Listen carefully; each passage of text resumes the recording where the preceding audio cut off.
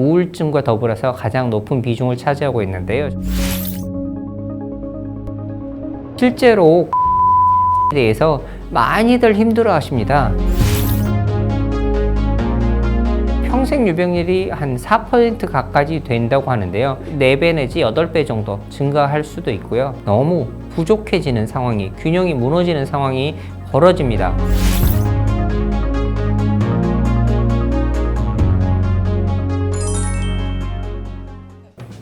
안녕하세요. 오늘 정신건강의학과의 양용준 원장입니다. 반갑습니다.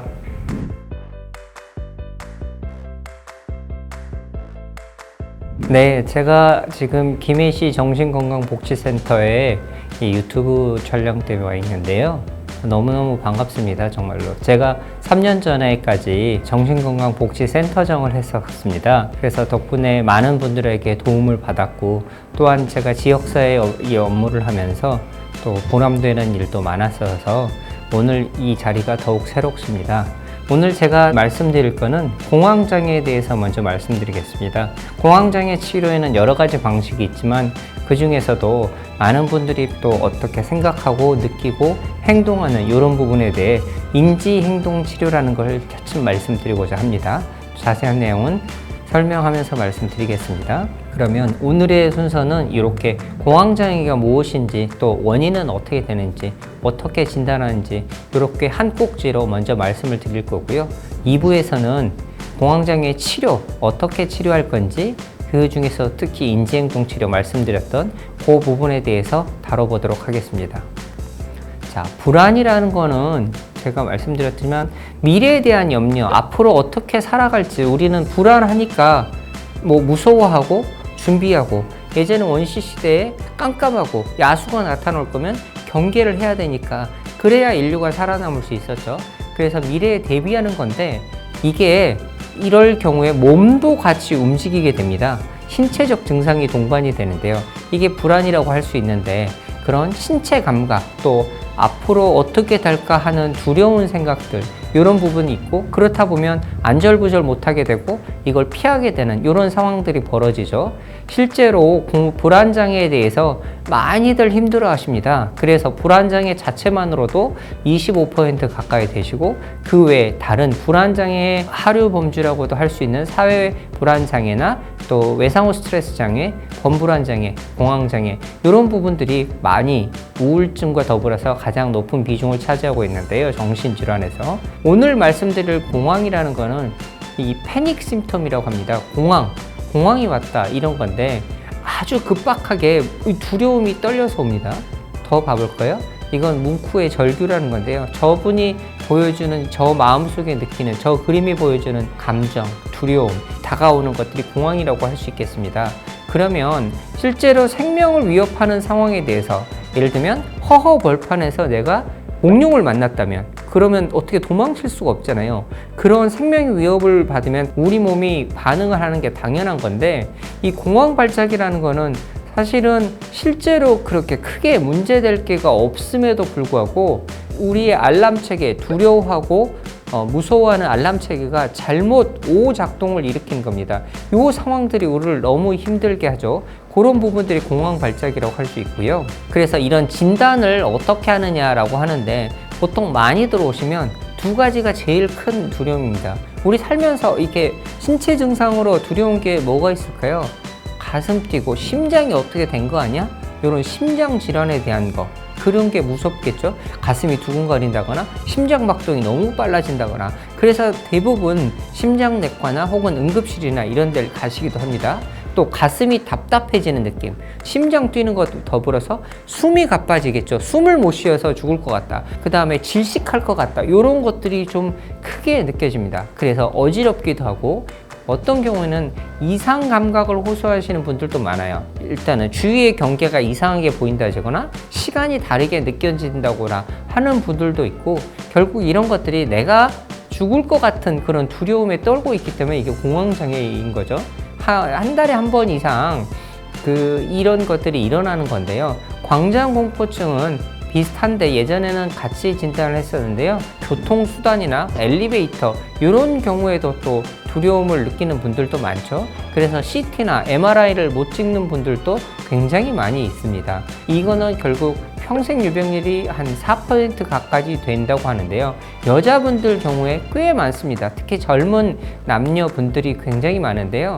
회사를 다닐 때 지하철을 못 탄다는 분들, 버스는 그래도 좀 나아요. 지하철은 답답하고 쭉 계속 이어지고 있어서 지하철 타다가 쓰러지려고 하는 분들, 지하철 타다가 내린 분들 굉장히 많습니다. 또한 이 공황장애가 오래되면 우울이나 불안이나 다른 공전 질환들도 굉장히 많아집니다. 이런 것들이 힘들게 되는 거고요.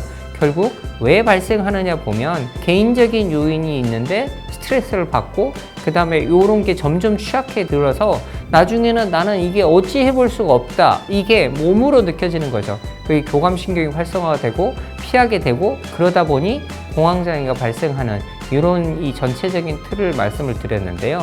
세부적으로 보면 첫 번째는 이게 머릿속으로 생각하는 거, 생각이 아니라 몸으로 느껴지는 거죠. 신경 전달 물질 중에서 이 세포하고 세포, 뇌세포 세는 이 신경 전달 물질이 이렇게 어느 정도 균형을 이루어져서 이어져야 이게 신경 전달 물질이 역할을 하는 건데, 이 신경 전달 물질이 너무 부족해지는 상황이, 균형이 무너지는 상황이 벌어집니다. 그래서 이제 노에피네프린이나 세로토닌, 가바 등의 물질들이 불균형이 있다 보니까 이런 이 몸으로 느껴지는 게 나오죠. 이런 상황이 벌어지면 이제 구조적으로는 세포에서 이런 일들이 계속 벌어지니까 이런 신호 체계가 불균형이 오고 이걸 뇌의 일부 편도체, 불안을 감지하는 이 편도체 회로가 오류를 발생하는 거죠.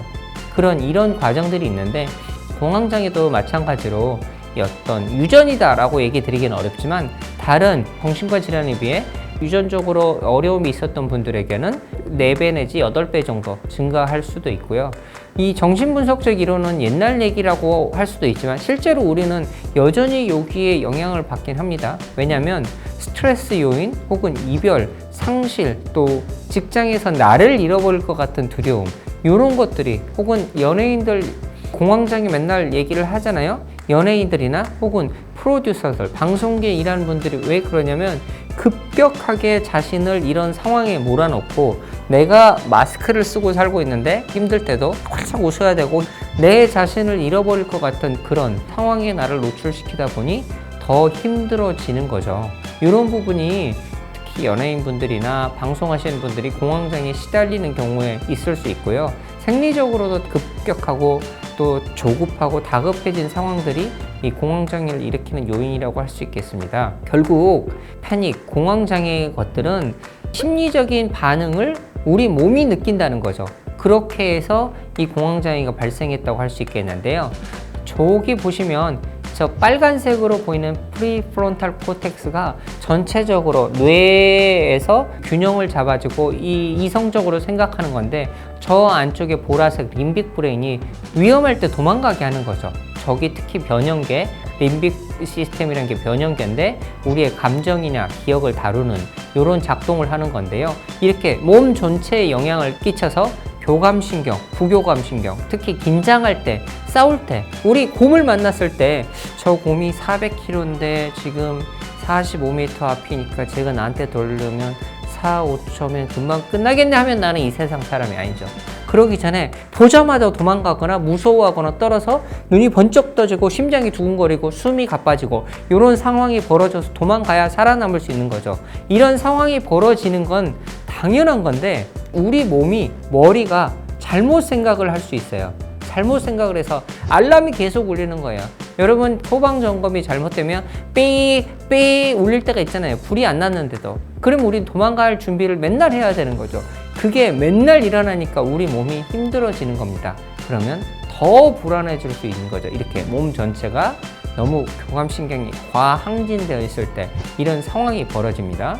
그래서 요렇게까지 이런 부분들이 공황장애를 일으키는 요인이라고 할 수 있겠습니다. 다시 한번 말씀드리면 우리 몸이 저 안에서 불안을 감지하는 이런 상황들이 있는데, 불안을 감지하는 이 상황들에서 이게 도망가야겠다 혹은 살아야겠다 혹은 이런 것들이 나도 모르게 우리 몸을 프로그램 돼 있어서 돼야 되는데, 이 전체적인 일을 총괄하는 이 뇌 기능에서 알람이 잘못 울려서 삐삐삐 계속 울리면 우리는 너무 힘들겠죠. 그런 상황이 계속 벌어지는 것들이 어떤 신체적인 상황들이 생각들을 또 조정하고 이 생각이 또 불안을 계속 만들어가는 이런 것들이 공황장애라고 할 수 있겠습니다. 그래서 이런 생각과 감정, 행동에 관한 이 얘기들을 2부에서 더 말씀드리도록 하겠습니다.